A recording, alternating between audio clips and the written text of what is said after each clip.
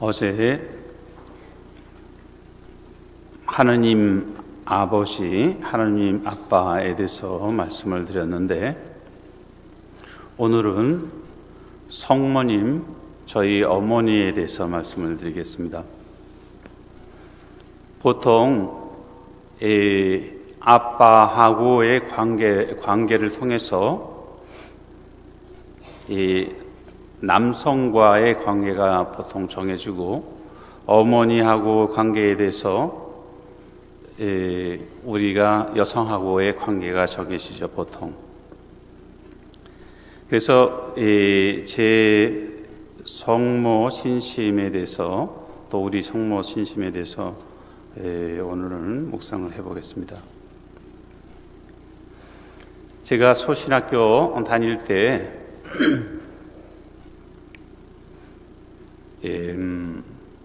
저녁 아마 식사 후일 거예요. 저녁 식사 후에 항상 운동장을 왔다 갔다 하면서 같은 동료들하고 묵주 신공을 매일매일 바쳤습니다.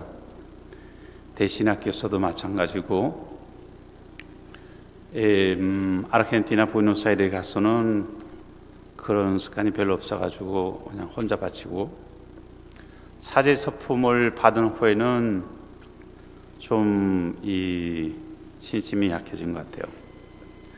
그리고 나서 사제 생활을 하다 보니까 성모님의 필요성을 점차 더 느끼게 됐습니다. 그래서 내가 한 54세경에 특별히 성모님이 내 어머니, 내 엄마, 내 동반자로 필요하신 분이다, 그런 같은 거를 이렇게 마음으로 많이 느끼게 됐습니다. 그러나 이 바람이 공부하는 걸로 아니면 내 의지로 되는 것이 아니고 은혜로 하나님께서 주시는 겁니다. 그렇기 때문에 특별히 성모 신심이 깊은 분들에게 제가 도움을 청했습니다. 기도를 청했습니다.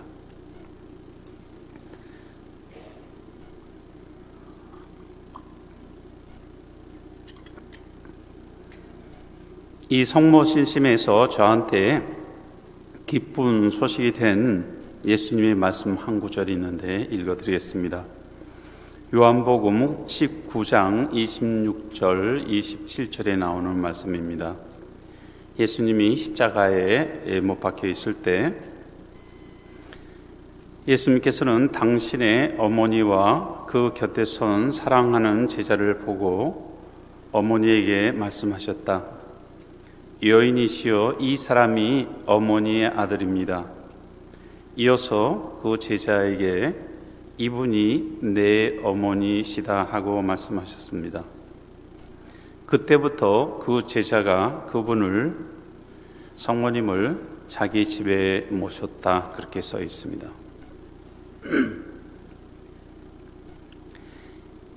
이 사람이 어머니의 아들입니다. 이분이 내 어머니시다. 사실 한마디만 해도 뜻은 전해지는데 두 가지로, 한쪽에서는 이 사람이 어머니 아들입니다. 그리고 또 이쪽을 바라보고 이분이 너의 어머니다. 그렇게 두 가지 형태로 예수님께서 같은 말을 하셨는데, 같은 내용을 말씀하셨는데, 이 형태가 계약의 형태를 가지고 있습니다. 그러니까 결혼식 할 때 이쪽에서 내가 당신을 남편으로 받아들이고 또 이쪽에서 당신을 아내로 받아들입니다.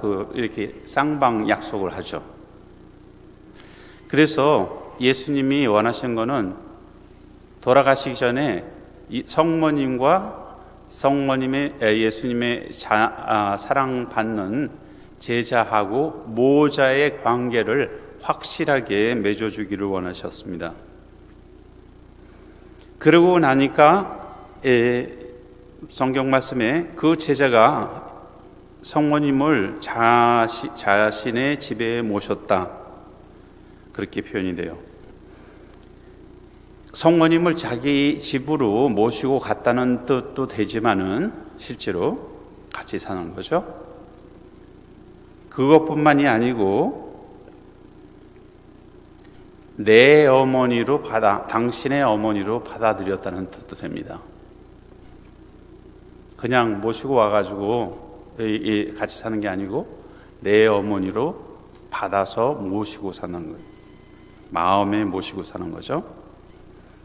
그래서 예수님이 돌아가시기 전에 이 하신 말씀이 그 뜻을 설명한다 그러면은 홀로 남게 되는 당신의 어머니를 저버리지 말고 잘 모셔라는 뜻만이 아니고 성모님을 내 마음에 너의 어머니, 예수님의 어머니였는데 너의 어머니로 모셔라, 그런 뜻이 포함이 됩니다.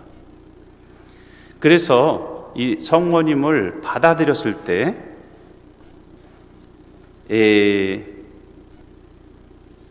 예수님을 낳아주시고 키워주시고 동행하셨던 바로 그 성모님을 우리를 돌보아 주실 어머니로 선사를 하시겠다는 뜻입니다. 그런데 성모님이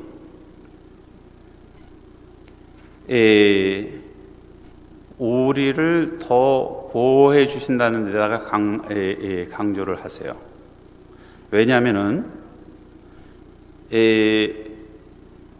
예수님이 그 강조점이 내가 이제 죽을 거니까 성모님을 잘 모시라는 뜻을 먼저 얘기를 하고 싶었다 그러면은 반대로 얘기했을 거예요. 이분이 너희 어머니시다, 잘 모셔라, 그렇게 얘기하고 그 다음에 어머니 이 사람이 어머니 아들입니다, 그렇게 얘기를 반대로 했을 거예요. 근데 예수님이 무슨 말씀하셨냐면 이 사람이 어머니의 아들입니다, 어머니한테 이 사명을 주셨어요. 그 다음에 반대로 이분이 너의 어머니시다, 그렇게 말씀하신 겁니다.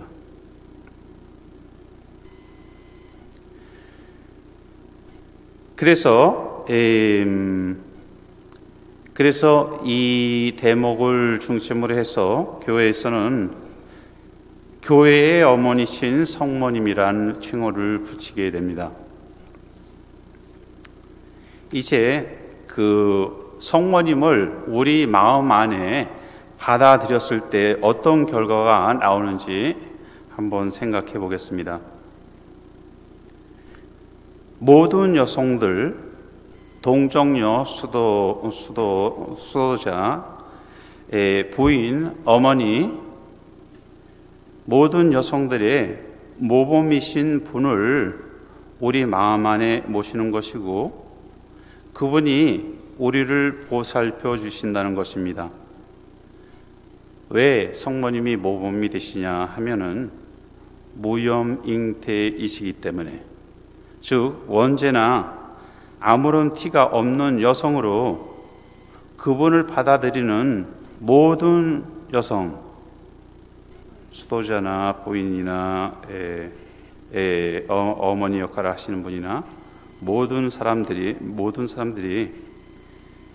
원죄로, 우리는 원죄를 가지고 태어났죠. 원죄로 이끌어진 품위를 되찾아주는데 도움을 주시게 됩니다. 성모님은 이 원죄 때문에 우리가 이끌어진 그런 품위를 가지고 있지 않기 때문입니다. 뿐만 아니라 우리 각자가 여성, 부인, 어머니로서 티 없이 고상하고 다른 남성을 대할 수 있도록 도와주시고, 수도자들, 남성의 경우에는 여성이나 부인, 또 우리를 낳아주신 어머니와의 이상적인 관계를 맺도록 이끌어주시는, 이끌어진 관계를 치유하는 데 도움을 주십니다.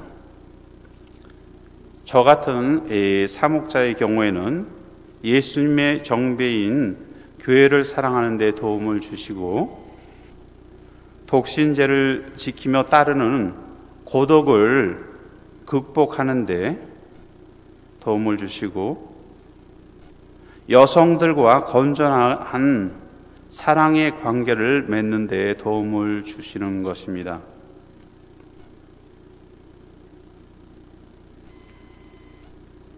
이런 표현을 여기서 한국에서는 하는지 모르겠어요. 아르헨티나에서는 무슨 표현을 하냐면은,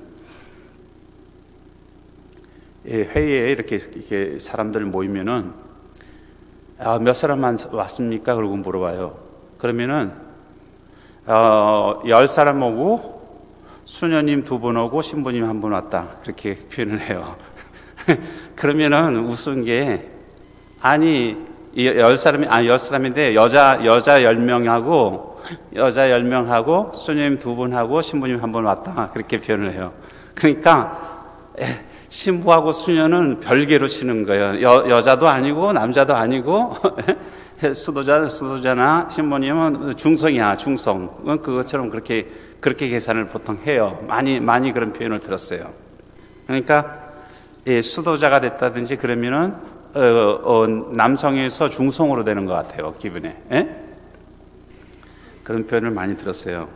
그런데 실제로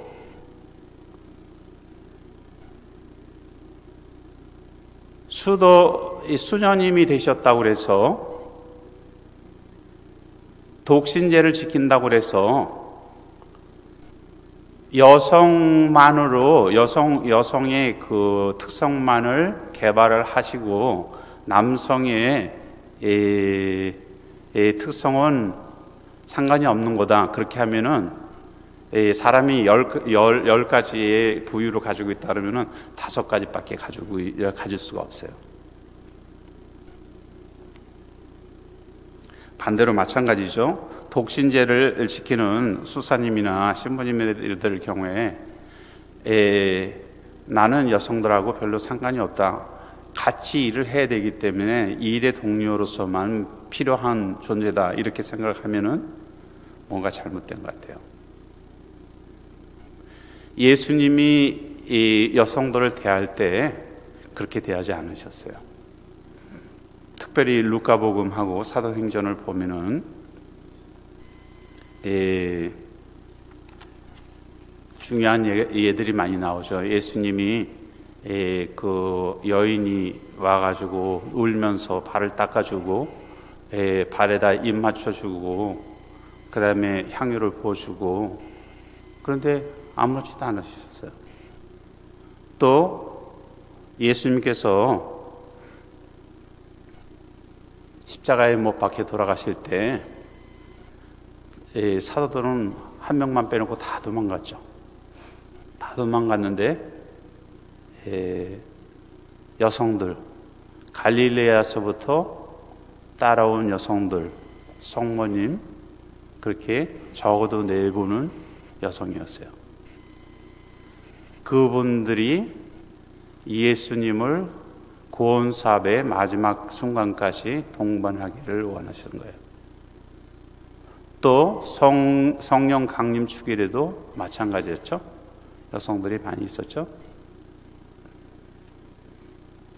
그래서 이 성모님을 진짜로 우리 마음 안에, 티 없는 성모님을 우리 마음 안에 모시게 되면은 진짜로 여성으로서의 여성의 자격을, 이 품위를 지키고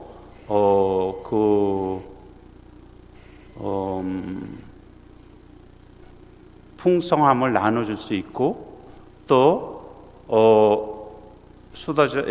예를 들어서 뭐 신부님이나 수사님들 같은 경우에 성모님을 잘 받아들이면은, 마음에 모시게 되면은 여성들에서 오는 여러 가지 풍요로움을 충분히 받을 수 있습니다. 부부 생활을 포기한 것이 여성을 포기한 것이 아니죠. 두 번째 결과로서 성모님을 우리한테 모실 때 두 번째 결과, 중요한 결과가 있는데, 하나님께서 아담을 창조하신 다음에 적절한 협조자로서 에와를 창조하셨는데 조금 실패를 하셨어요. 그래서 구원을 해 주시기 위한 새 아담이신 예수님에게 적절한 협조자를 주셨어요. 새 에와 성모님. 그 성모님을 주심으로써 예수님이 구원 사업을 하는데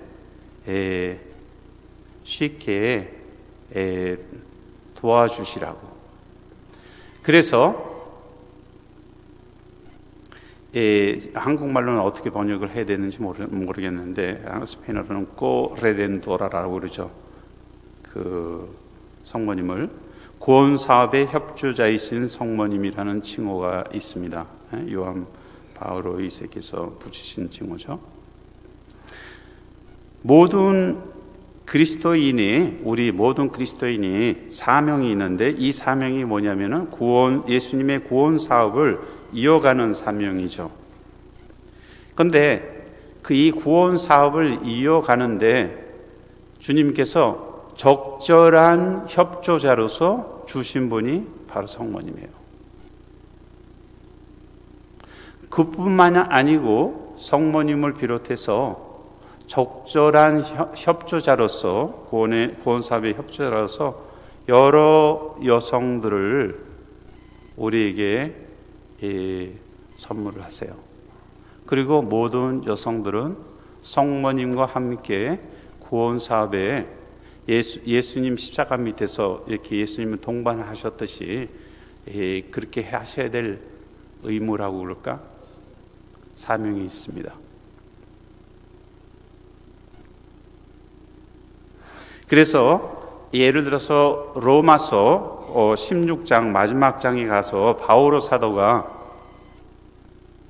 편지를 쓰는데, 그 편지에 안부를 전하시오, 누구한테 안부를 전하시오 하는 사람이 한 30명 정도 돼요. 한 30명 정도 되는데 그 중에 10명 정도가 여성이에요. 그리고 예수님께서 마리아하고 마르타, 마리아 막달라나, 또 마리아 막달라나의 경우에는 부활하시는 것도 처음에 당신이 부활하셨고, 부활하신 걸 나타내 보이셨고, 또 마리아 막달라나에게 그 부활의 소식을 전할 수 있도록 그렇게 사명을 주셨습니다.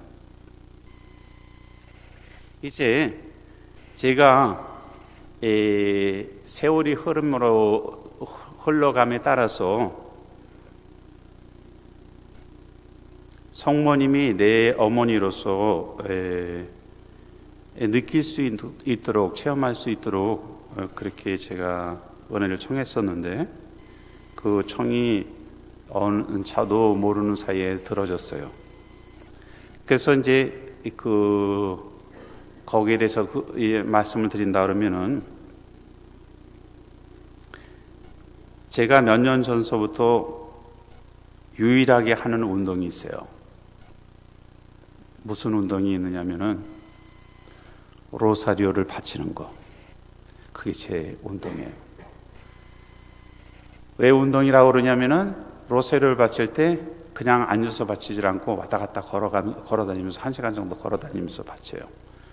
로사리오 보통 3번은 바칩니다. 근데 혼자서 걸어가는 게 아니고 성모님하고 같이 걸어요. 성모님 이렇게 손 붙들고. 네?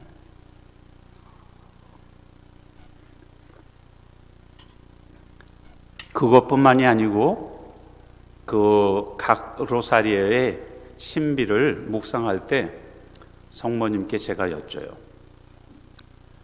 성모님, 그때 이 상황에 무슨 일이 있었는지 좀 얘기 좀 해보세요. 네? 그렇게 여쭤요.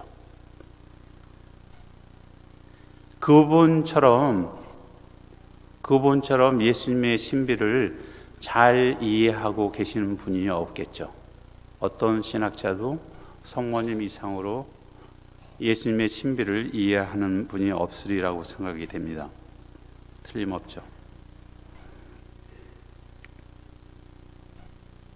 그래서 제가 로사리오 기도를 바칠 때 얻는 세 가지 이득이 있습니다.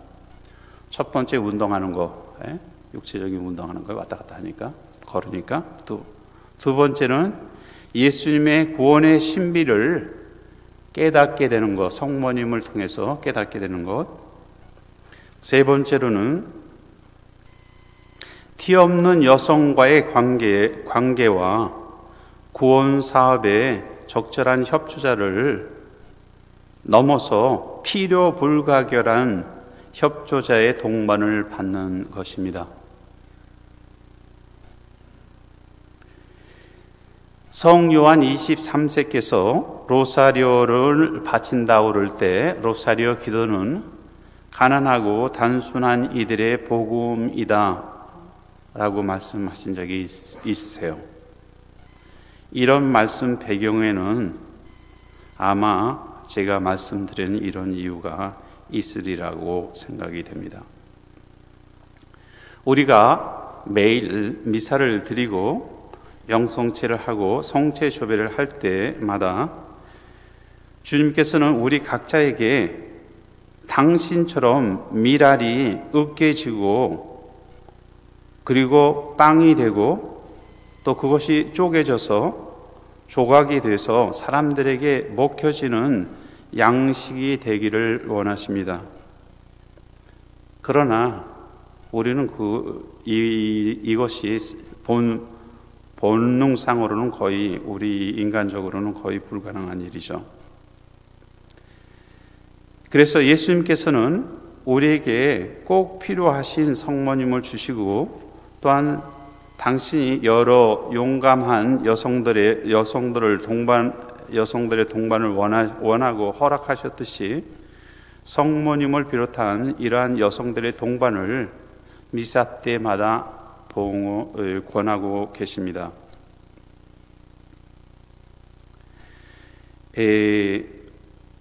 제가 주교로서 여기 주교 반지가 있는데 이 주교 반지의 상징이 성체예요. 왜 이 반지를 좋아하느냐면은 예수님이 제게 너는 성체가 되라. 밀알이 으깨지고 그게 무슨 뜻이냐면은 살아서 죽는 걸 말하는 거죠. 으깨진다 그러면은.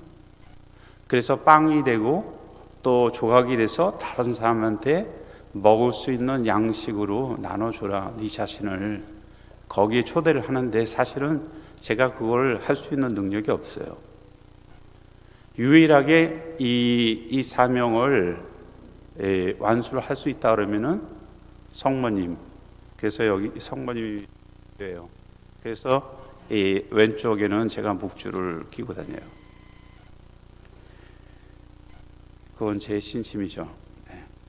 그래서 예수님께서 이분이 너의 어머니시다고 말씀하신 대로 여러분 각자가 그분을 모시면은 주님의 기쁜 소식인 성모님을 통해서 여러분의 마음이 풍요롭게 되고 행복하게 될 것을 확신하고 또 미사 때마다 주님께서 우리에게 성모님을 우리 마음에 우리의 어머니로 받아들이기를 원하시고 권하십니다.